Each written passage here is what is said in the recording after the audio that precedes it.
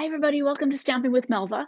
I'm Melva Peters, and today I want to show you a card I made, a very feminine card I made using the Well Suited product suite. So this product suite will launch with the January to June mini catalog from Stampin' Up! That goes live January 5th. So when I first saw it, I wasn't so sure because I don't make many masculine cards. But then I saw some cards that were demonstrated and I knew I actually had to have it. Oh gosh, the cards were so adorable. Not just masculine, but some feminine cards. And then they showed a card that was a bride and groom. Oh my gosh, actually two cards, one for the bride, one for the groom. Just so adorable that I knew I had to have it. So today I'm making a feminine card using the dies from this and then one of the sentiment dies. So let me just switch over to my desktop and we'll get started. Okay, so this is the card that I want to show you. So you can see this is a very feminine card. The designer series paper that does come with this product suite is perfect for making masculine cards. Some really pretty patterns in it.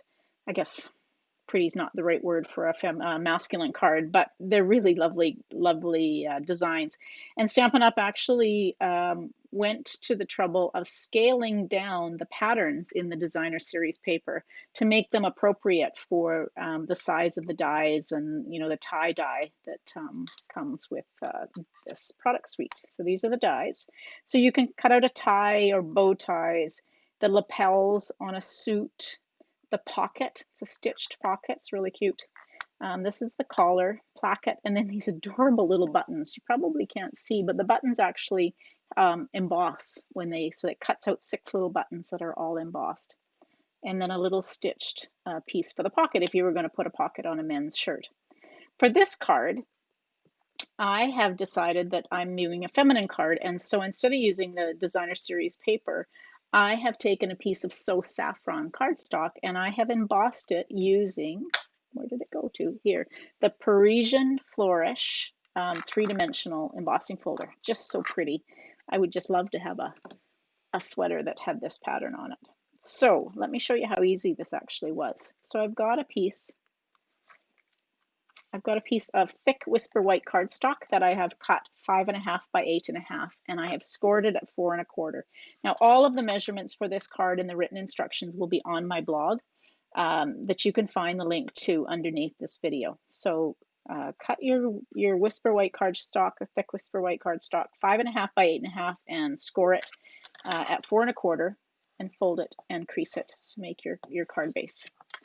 So then I've taken a piece. Now I have already taken this and embossed it and then cut out using the V. Now you can do it 2 ways. I actually embossed it first and then cut out the V. What you might want to do, because I've noticed that my pattern has flattened. Sometimes when you run them through an embossed piece through the Stampin' Cut and Emboss machine a second time, it does flatten out the pattern. So probably if I did this again, I would, and I did it on the first card, I actually cut out the V first and then I embossed it. So you want to cut out your V using this die. So about, let's see, so that's about, how far down? That's about 1.5 inches down. So you'll cut the V out and then emboss it. So, and then the other piece that you're going to need is the collar. So I'm going to just bring in my mini boss.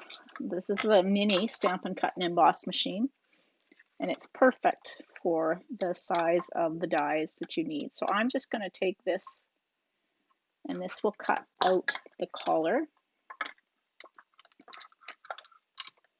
So we're just going to run this through. This is such cute machine. So this machine will be available to order starting January as well. We've all been waiting for this little machine. It's so cute. It only weighs something like 2.5 pounds, so it's perfect for having on it's small enough just to have by your crafting table, or if you are able to go and do retreats and crops and things like that, it's the perfect size to take with you. It's 3 inches wide. So that's my collar. So I'm going to take my card base And I'm going to adhere that down. If I grab my adhesive, grabbed everything else. Okay, so we'll just adhere this down using the Stampin' Seal.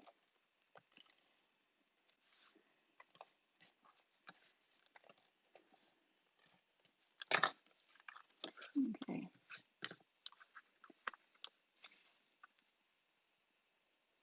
So you could make this the full size if you wanted to. You could actually do the whole thing out of it, like use So Saffron as the card base. But I just kind of like the look of white. If you're going to use So Saffron as the card base, you would have to cut a little V so that it shows through, and you would just adhere that on the top. Now, let's take this. You do have to be a little careful with this collar because it can just tear a little bit. So I'm just going to use some dimensionals just to pop that up a little bit.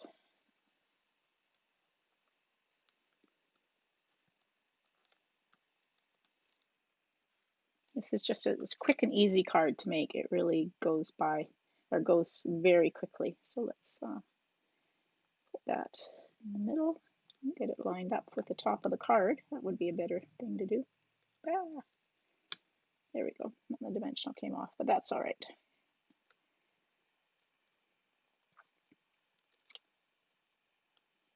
Okay, there we go. There's that. Now, I've got a piece of So Saffron cardstock,